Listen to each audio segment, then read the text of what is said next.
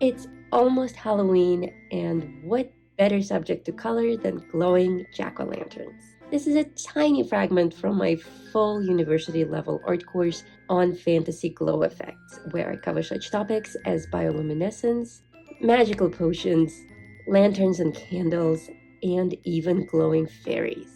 So enjoy the show and consider taking the full course. You've done jack-o'-lanterns with me before. My very first glow effect on YouTube was jack-o'-lanterns, and this one is taking it several steps further. This is a fantasy jack-o'-lantern, so he's hovering in space, very much like our potions. On this jack-o'-lantern, notice that this is the first light source in this lesson that we are not starting with white charcoal, we're starting with the background. I did those glowing pumpkins years ago. They're still relevant because the glow effect does work. We are starting with the background on this. Do you have to start with the background on this? No, you don't. You can do the pumpkin first and then add the background. But for me, I wanted to start with the background to make sure that it's dark enough, because here we have an interesting new scenario. We had our candles that are just pure candles sitting in darkness, glowing with their candlelight, right?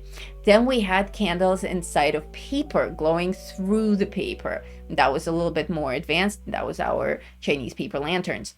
And now we have a candle glowing inside of an object that's really dark. So it won't be glowing through the pumpkin. The pumpkin will be very dark. You can't see if you don't have anything carved out of a pumpkin and you put a candle in there and it doesn't go out because it's suffocated. If you put a light bulb in that pumpkin and close it completely, you won't see any light shining through because pumpkins are very thick. They don't let any light through. The only way that we see light through a jack-o'-lantern is because of all the cutouts. Because this is such a dark theme, of course, we put out our jack-o'-lanterns at night when it's dark, so it's the most festive, but also spooky. The point of a jack-o'-lantern isn't the innocence that we saw with our beautiful paper lanterns. It needs to be spooky, maybe a little bit humorous, but definitely spooky. So on this one, we're going really dark. It's not just so that the candlelight is visible against the dark background, it's also to set that dark Halloweeny mood. So just a quick note for everyone who is just tuning in, what you're watching right now is just a tiny part of one of my most lengthy and advanced coloring courses in the Academy, called Fantasy Glow Effects. This one free lesson on the glowing pumpkin effect is just one out of 85 lessons and 7 hours of video content, as well as tons and tons of free practice pages. In this course, I teach 3 different bioluminescence effects. In the potions section, I teach 3 different glowing potions, a perfect topic for Halloween. In the lanterns section, I do a candle effect, Japanese paper lanterns, and of course the jack-o'-lantern that you're watching now. And for the grand finale, I teach 2 spectacular glow effects using fairies.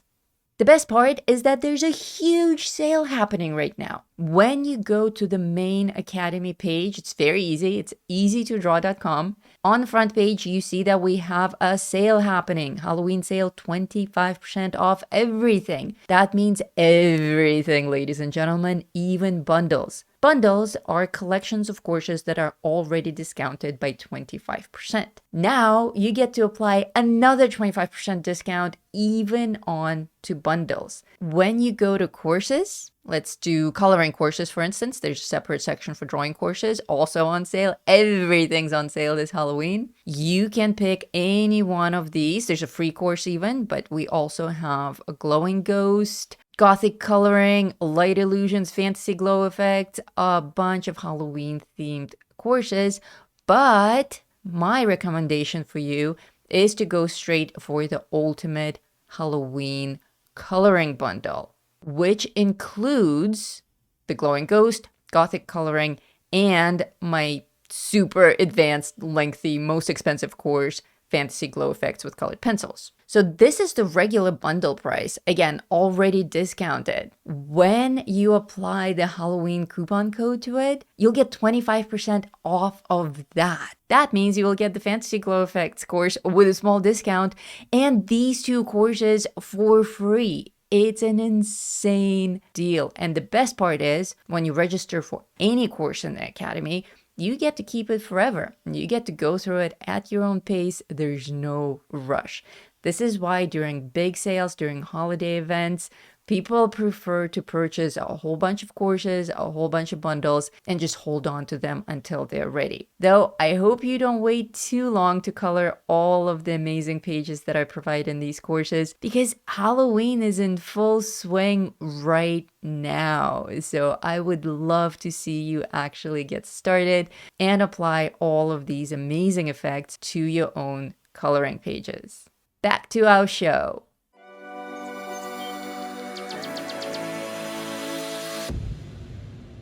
So now that we have the background, we're going to add our white highlights, and they're not going where you might expect they would go. You are probably expecting to see me start white highlights with the eyes and the mouth, with those parts that will actually emit the light from the center of the jack-o'-lantern. But no, what am I doing? I'm doing some crazy stuff with highlights on the periphery. What is going on here? This is an interesting kind of a light effect. We're going to have 2 glow effects here. We're going to have the candle burning from within, and we're going to have a spooky bluish green light that's shining all around the pumpkin. This is a very common fantasy art effect that you will often see in video games and that you will often see in fantasy illustrations and fantasy paintings. Imagine that this is part of a bigger scene, and there are probably other things that are lurking around that are glowing. For Halloween, the main colors that I like for fantasy effects are purple, green, and orange. And black, of course. But definitely purple glow, green glow, and orange for all the pumpkins and the candles. Those 3 colors will have all of your Halloween coloring covered.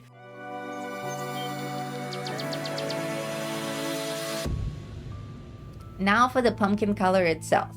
Go as dark as you can possibly go. So starting with brown, feel free to start with a really dark brown. I'm going with sienna brown, and I'm going to color pretty much all of the pumpkin with the sienna brown, but now adding quite a bit of texture to it. Again, the Child's Play pumpkins didn't have that. They were very basic childish pumpkins. We've moved on since then. We now have complex subjects and complex compositions and different textures and multiple light sources and all of that advanced stuff. With this brown, what am I doing? Am I coloring solidly edge to edge? Well, I'm pretty much, the rule of thumb here is everything that you see that's paper, that's not white charcoal, color all of that. And if you can make smooth gradient transitions into your white, that's great. But don't really sweat the details so much, because the pumpkin is going to be mostly very, very dark. So give it a little bit of texture with your shading, but don't go overboard with it. This pumpkin actually was very quick to color, even though it seems like it's so detailed and so elaborate and there's so many textures to keep track of. But it's quite straightforward in terms of where the darkness needs to go. Now I'm going over with the most pumpkin orange that you can find. Like, think classical Halloween colors. Going over all the brown.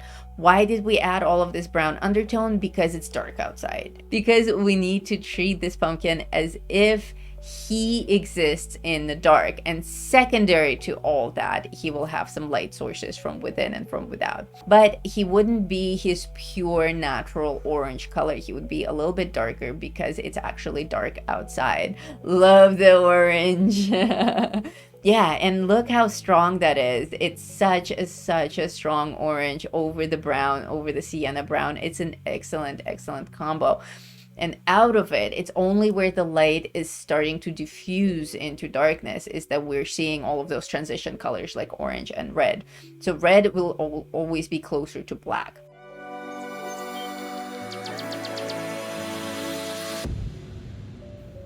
So here we're actually going into that center area that will be white. So we're going in without lighter and lighter colors. And there's always a little bit of an overlap. And so now I'm coming in with my canary yellow, and my canary yellow is creeping in even further to the center of that eye socket, but I'm also spilling into the orange a little bit. There's always that overlap. And I've given you some guidance with the lines there, with the actual cutouts of the eyes, not just for colors, although it happens to be this way, that every outline inside the eye is a new color. It doesn't necessarily have to be that way. It just so happened because I wanted to give him depth, to show how deep the core of the pumpkin really is. Wouldn't work without the white primer. I'm going to say that. But to me, this is a really proper classical fantasy effect, is having this jade green glow that's landing on top of an object that's a completely unrelated color.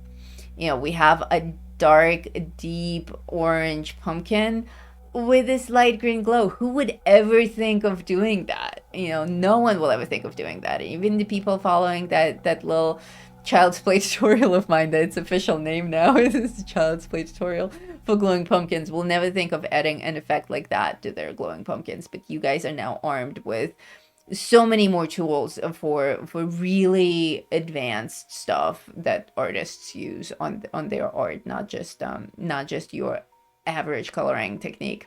And if that wasn't enough, I want to give the green glow a little bit of variation as well. So I'm actually going to have my glow a little bit more turquoise on the top, a little bit more green on the bottom, because always take it a step further. I just couldn't help myself. So there's going to be a little bit of variation just for fun. There's no rule here. It's not like every time you have a green glow, it's going to be more blue on the top and more green on the bottom. It's just something that I like to do, is I like to give it a 2-color gradient transition, because without it, it may look a little bit flat to me.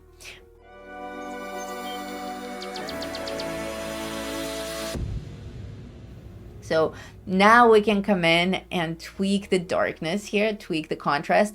On this one, go all out with your contrast. This is not timid. This is not pastel. This is not dusk or dawn or anything delicate. This is as high contrast as possible. You can do this whole thing with black and blue on the pumpkin and add orange and yellow for the eyes if you want. Notice that there's hardly anything left from our original orange, that base color for the pumpkin. Everything is getting colored with something other than orange. But also remember that the more layers you add, the smoother your coloring is. And I wanted to have less of the paper texture and more of the glow effect texture. So I'm going all out. Plus, the darker I make the face and the brighter I make that red to orange to yellow transition, the cooler and the more of an afterthought that rim light will start to look. And that's what I wanted. That's what I really wanted to look. So here you have options. Originally, my plan was to have this tea light that's just on the base of the candle, and it was going to be just the pure oval on the bottom, and that's one option. You can leave it at that, leave just the tea light. But I decided that that wasn't enough, so I added more white to the bottom to have the light spill out. And I'm going to go for that effect that I described earlier, where the light source is so strong on the inside that it's almost like one big orb of light on the inside that we're also seeing through the eyes as well as through the mouth. But in order to achieve that, I need to add a lot more white to both the eyes and the mouth. So I'm going to keep doing that, but notice that it's not solid white. I'm adding my white ink and I'm smushing it with a Q-tip so that some of the yellow is still seen through. This is tricky. Some of you will hate doing this. It's easy to ruin it at this stage. It's a dangerous word to say during class, but it's true. I'm very used to doing this, adding ink and then adding with my Q-tip, like using a Q-tip almost as a paintbrush. I would recommend practicing this before you try it on something that you just spent 2 hours coloring. Don't jump straight into this, because it's a very personal technique and it's a technique that took a few years to master. the easiest way, the surest way to do this is with a brush, with acrylic paint and brush, or your white Prismacolor pencil will absolutely do the trick as well. If you're feeling brave and you do have the Copic nail polish thingy, this is one way to do it. But remember that for me, this was an afterthought. I didn't plan on this effect. Originally, I wanted to have just the oval tea light on the bottom, and that was fine. And then I thought, well, okay, I got it to the white tea light. I have that recorded. I can show it to my students. Can I take it a step further with the white light? Will that work? Let's experiment. I did. I experimented. Do I like it better this way? I'm actually not entirely sold on it. It's certainly more over the top glowing, but the little tea light was also kind of a nice and subtle effect. I wanted to keep both versions in this recording for you guys to decide, and also to see the difference that it makes. You know, like we discussed, we have the two ways of adding the white light in there. So entirely up to you, but do be careful with that white pigment, because if you're using the Copic nail polish thingy, that Q-tip trick is a very advanced maneuver, very advanced indeed. Do try it on a scrap paper first. For me, I was kind of out of options at this point. It was the only way that I could add the light, but I wasn't able to trail it off very smoothly, so I'm actually just going over it with some colored pencil to create that transition area. Wouldn't his nose technically also be white lighter in that case? It would if the holes were bigger, the nose holes. Yeah, I understood. It would, absolutely. But I imagine that his skin, you can see how thick the skin is on the eyes. So imagine that our holes are this wide, but they're this thick. So you have very, very narrow holes. You can't actually see all the way through them. So technically what you're seeing when you're looking through a hole this tiny, with the walls that thick, you're actually seeing the inside of the wall. So you can't see all the way through them unless you're like perfectly lined up with that tiny little hole. And we're not. We're looking at him slightly from above. So technically you're seeing the inside of the wall. But that is an excellent question from someone who is very detail oriented. Makes sense, right? Thank you so much for watching. I hope you enjoyed the show. I hope to see your Halloween coloring pages, all of your amazing glow effects. Remember that this was a small excerpt of an 85 lesson course. I hope this gives you a taste of how I teach. I hope it gives you the taste of the quality and the amount of content. And I know that I will see you in class in my academy. Remember to use the coupon code HW2024 when you check out. The way that coupon codes work is that you select a product, you go to the purchase page, and there will be an insert code field. Insert that code.